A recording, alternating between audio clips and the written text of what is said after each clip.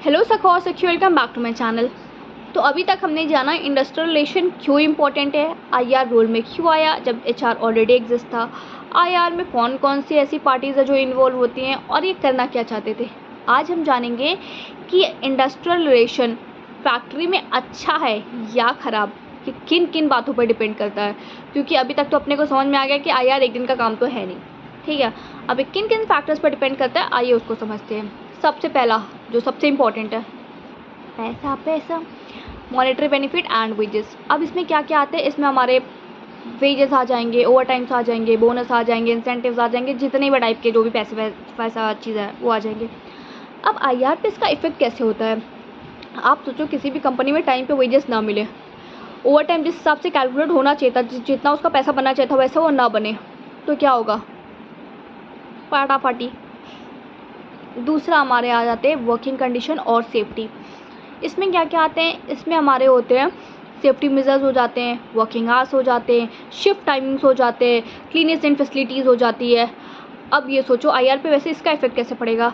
अब किसी भी कोई भी सेफ और हार्श कंडीशन हो तो उसका रिजल्ट क्या होगा, एक्सीडेंट होगा, कंप्लेंट होंगी, और अगर ये सब होंगी तो भरोसा तो गया तेल लेने। तो सेफ्टी के लिए बहुत स्ट्रिक्ट कल्चर होना चाहिए, तो बेटर आईआर होगा। तीसरा हमारा आ जाता है management style and leadership. Management का बिहेवियर बहुत इंपॉर्टेंट इफेक्ट डालता है आईआर पे। कैसे, अगर मैनेजमेंट का बिहेवियर अच्छा है, उनका रिलेशन उनके वर्कमैन से बहुत अच्छा है, तो बेटर आईआर होगा। आईआर तो फिर बल्ले बल्ले आप। और अगर अग्रेसिव है तो कॉन्फ्लिक्ट के चांसेस हमेशा रहेंगे।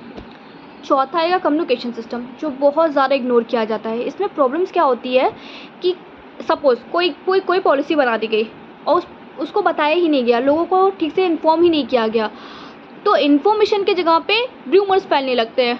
फिर यूनियन को भी लगता है कि ये क्या है, हमको खुद को नहीं पता, ये वो, ठीक है। तो अगर कम्युनिकेशन सिस्टम अच्छी रखी जाए तो आधी से ज़्यादा आईआर वाली प्रॉब्लम तो यहीं सॉल्व हो जाएगी। हमारा पांचवा आते हैं रोल ऑफ सुपरवाइज़र। जो सुपरवाइज़र होता है वो मैनेजमेंट और वर्कर के बीच में एक ब्रिज होता है, ठीक है। प्रॉब्लम तब स्टार्ट होती है जब ये जो सुपरवाइज़र होते हैं ये बायस्ड होने लगते हैं, जब इनकी लैंग्वेज हार्श होने लगती है, जब ये फालतू के इवन रूल अप्लाई करने लगते हैं। तो एक गलत सुपरवाइज़र आईआर की। अब आते हैं हमारे कौन, यूनियंस लीडर्स और उनके बिहेवियर्स, उनके एटीट्यूड, ठीक है।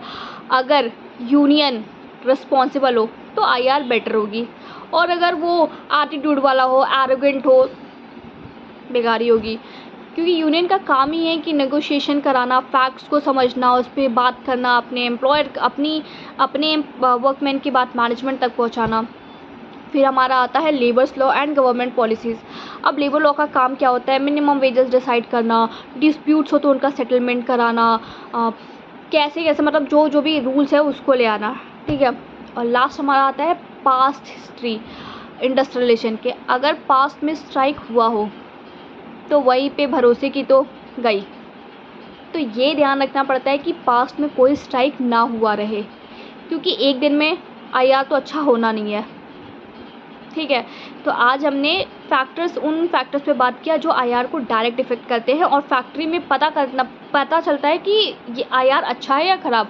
तो टोटल 8 फैक्टर्स पे हमने बात की। कौन कौन से थे, पहला था हमारा मॉनेटरी बेनिफिट एंड वेजेस, दूसरा था हमारा वर्किंग आवर्स एंड सेफ्टी, तीसरा था हमारा मैनेजमेंट स्टाइल एंड लीडरशिप, चौथा था हमारा चौथा था हमारा रोल ऑफ सुपरवाइज़र, पांचवा था हमारा कम्युनिकेशन सिस्टम, छठा था हमारा लेबर्स लॉ और क्या था, labours law and government policies, फिर सातवां कुछ था जो मैं भूल रही हूँ, और एक था हमारा past relation of industrial relation.